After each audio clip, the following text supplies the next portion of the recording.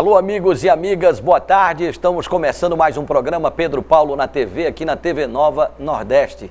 Olha, o nosso convidado de hoje, quem nós vamos entrevistar hoje, é o doutor Fernando Antônio, que é advogado criminalística.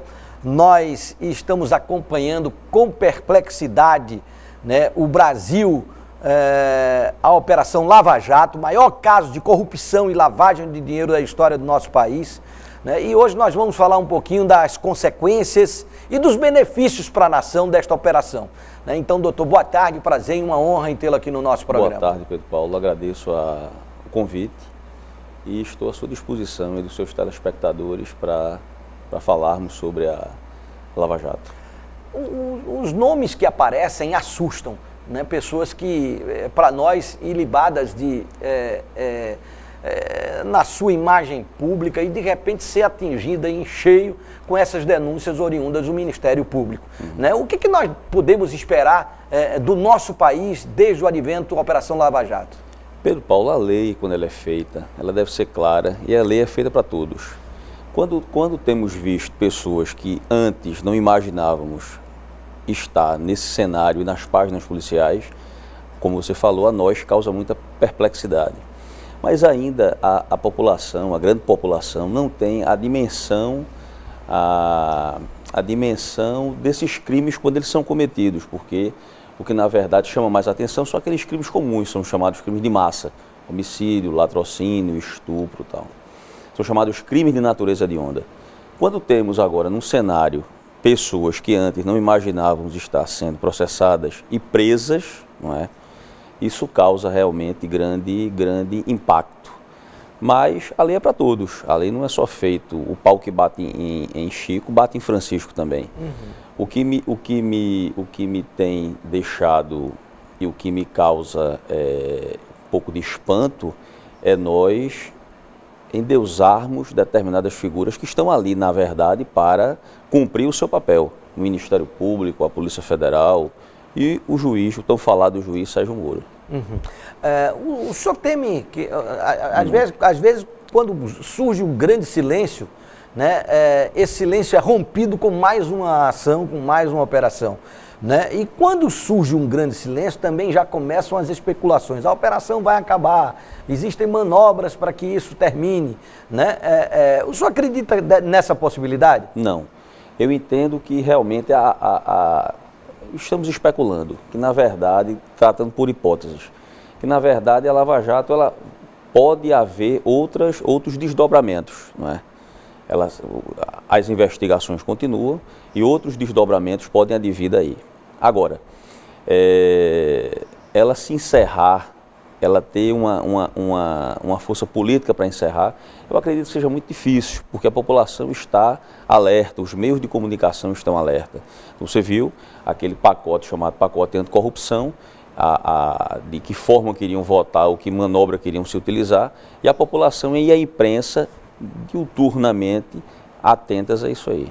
Então eu acredito que não vai haver uma paralisação, mas evidentemente quando temos a política, que é o que faz, são os políticos que fazem as leis, e principalmente na nossa esfera que é a penal, quando se detém em mãos a chamada criminalização primária, ou seja, para que eu tenha um crime de homicídio, eu tenho que primeiro saber o que é homicídio.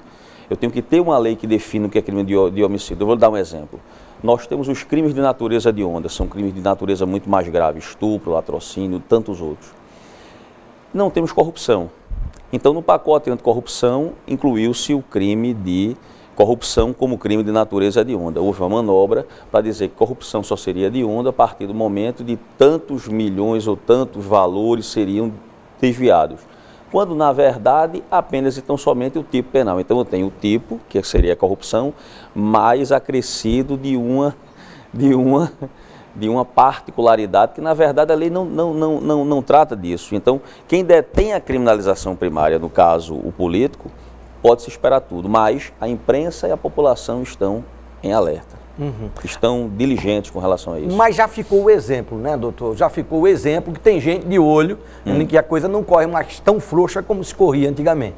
Veja, eu sou de uma geração que você também acompanhou isso aí, que houve a saída de um presidente. Então esperávamos que com aquilo ali o Brasil tivesse um outro rumo. Não teve. Nós tivemos o caso do Mensalão. Pouco tempo depois explodiu-se a Lava Jato. E aí essas investigações se desdobram em várias operações, em vários processos, com quase os mesmos envolvidos.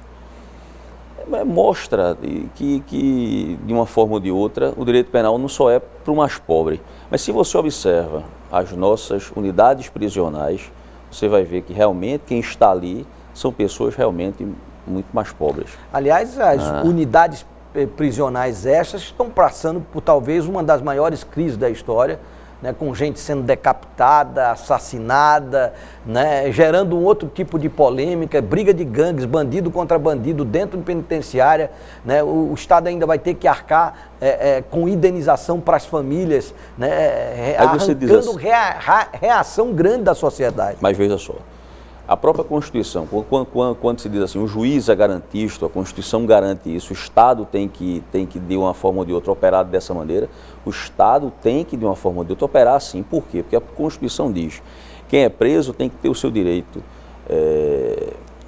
físico, o seu direito intelectual garantido. Não é porque está preso que a Constituição não vá transpor aqueles muros ali. Então, se houve uma morte, se há uma lesão, sim, o Estado tem que arcar, porque a responsabilidade dele é objetiva nesse sentido. É como estamos aí em período de carnaval, queiram ou não queiram os juízes, é isso que a lei define, principalmente a nossa Constituição Federal.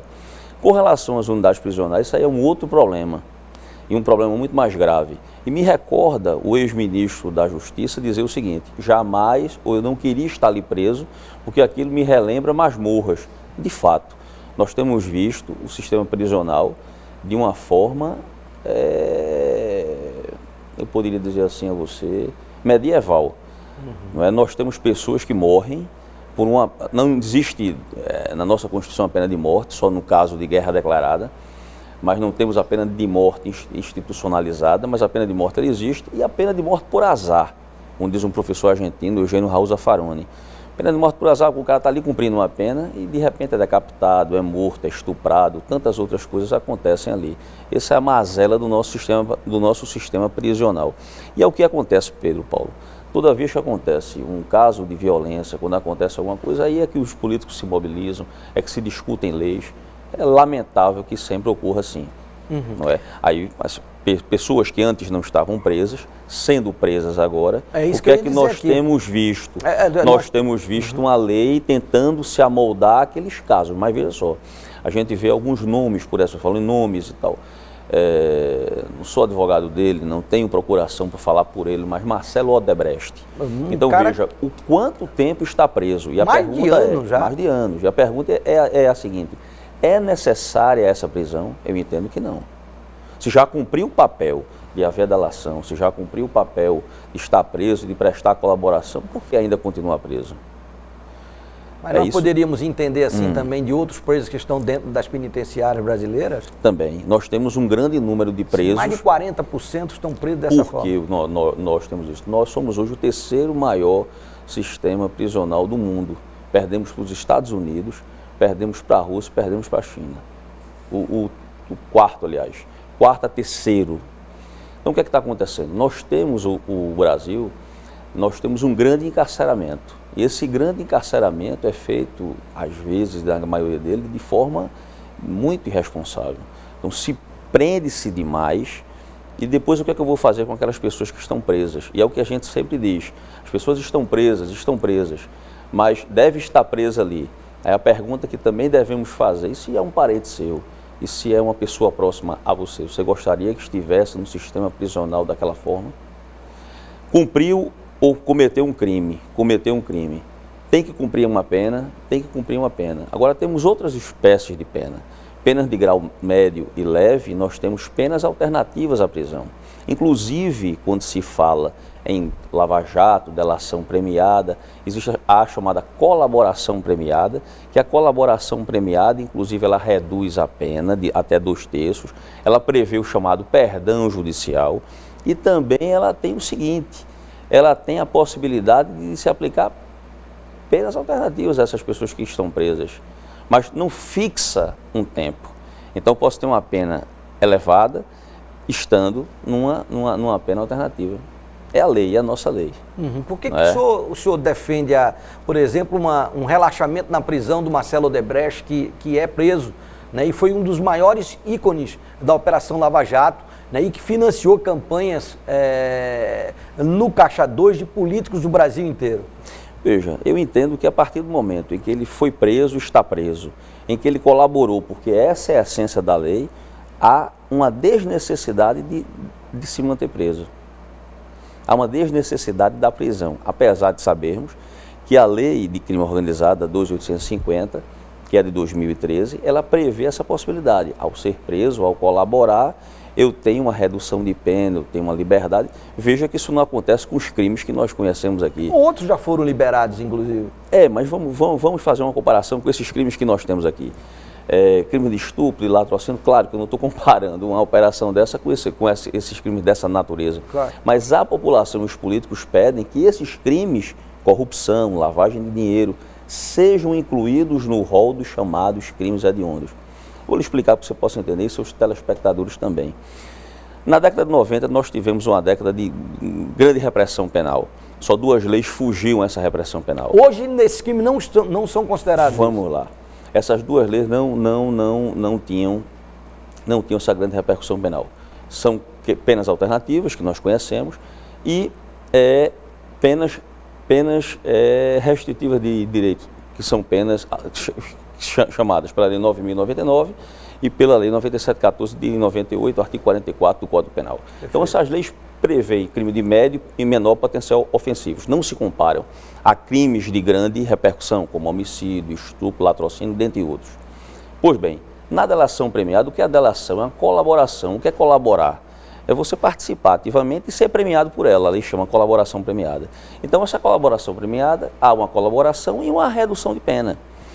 Aí você vai dizer, mas isso não existia antes? Existia. Na lei de crimes do colarinho branco, que é de 86.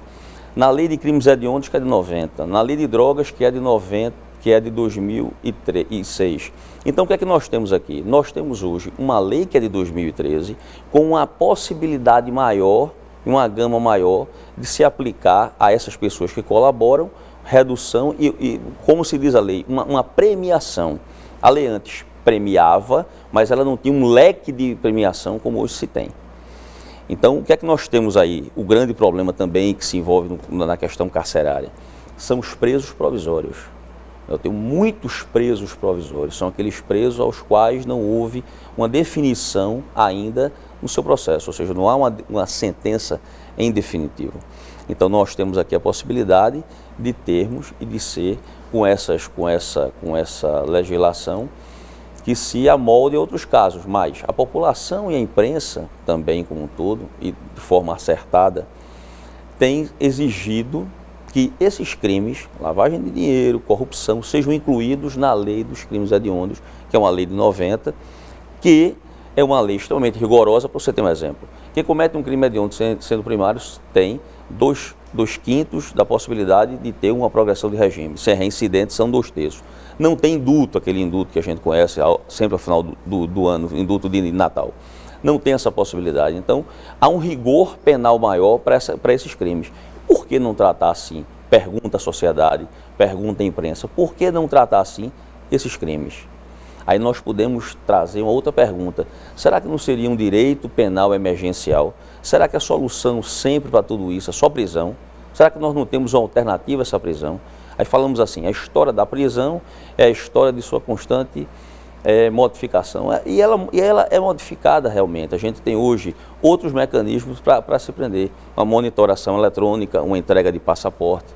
Então eu vejo com isso que falta às vezes a vontade política também para essas questões. Deixa eu ir num rápido intervalo. Daqui a pouco a gente volta para continuar a nossa entrevista com o doutor Fernando Antônio, que é advogado, criminalista, profundo conhecedor da lei e que está trazendo alguns fatos novos até para deixar você pensando, né, sobre a ação da Operação Lava Jato e esse desejo da sociedade como um todo, né, de endurecer mais as penas, né, em quem mete a mão no dinheiro público. Daqui a pouco a gente volta, sai daí não, depois do intervalo.